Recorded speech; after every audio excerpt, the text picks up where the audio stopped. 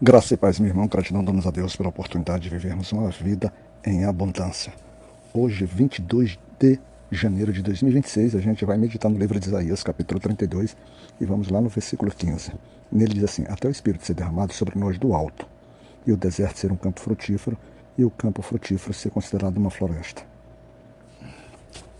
Quando a gente mergulha nesse capítulo 32, que ele dá uma sequência das atividades que vem lá do 30 e também do 31, você lembra que nós vimos ontem?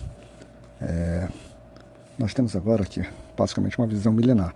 Quando aquela questão dos apocalipse, visto por João, ela se faz presente. Quando a gente chega logo no versículo primeiro, ele diz assim: eis que um rei reinará em justiça e príncipes governarão em juízo. A gente consegue ver que ele está tratando aqui basicamente da segunda vida de Cristo. Mas a segunda vida de Cristo, você há de convir, é um futuro muito distante. Ele passa também pela primeira vinda, que é o próprio Jesus Cristo. Ou seja, o que eu quero dizer é que o versículo ele aponta ao longo do tempo para a presença de Cristo e principalmente para quando ele voltar e reinar em segurança, ou seja, trazendo segurança e paz para a humanidade.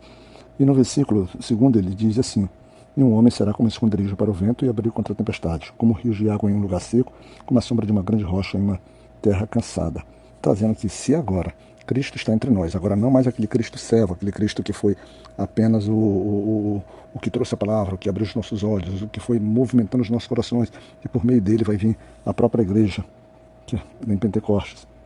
É esse Cristo que a gente vai estar, agora ele é centro de, ele é o local de abrigo, ele é o local de paz, ele é o local de tranquilidade.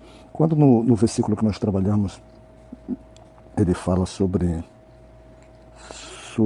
derramado sobre nós do Espírito, ser derramado sobre nós, da mesma forma a gente enxerga, assim como vimos de Cristo do passado e um pouco mais do futuro, é o mesmo aqui.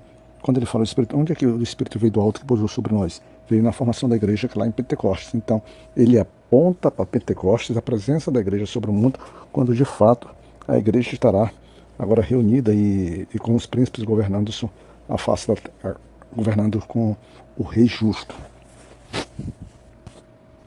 E o que se caracteriza esse momento, né, o que se caracteriza esse momento é basicamente aquilo que era a cegueira espiritual do povo, ele vai deixar de existir, porque agora o próprio rei está entre nós. Então, as pessoas terão aqui a sua visão restaurada, seus ouvidos estarão disponíveis, o coração agora está pronto e apto para entender o conhecimento e evitar e ter discernimento sobre a coisa. A pessoa viu, ou seja, a pessoa viu, quando a gente fala a pessoa viu, ou seja, ela não mais será chamada de generosa, nem o avarento de dadivoso, está no versículo 5 desse capítulo 32, mostrando claramente que a hipocrisia ela deixará de ter lugar. As pessoas deixarão de pronunciar os seus erros contra o Senhor. A gente vai ver uma mudança de comportamento plenamente. E em oposição a isso, a gente vai ver que o generoso continua generoso, né? A gente vai ver isso. Mas durante o capítulo ele faz um negócio interessante. Ele chama a atenção das mulheres, né? Ele chama as mulheres de indolentes, ele pede para que elas ouçam a voz e ele chama elas também de indiferentes. Por que é importante? Ele diz assim: dai ouvido à minha fala. É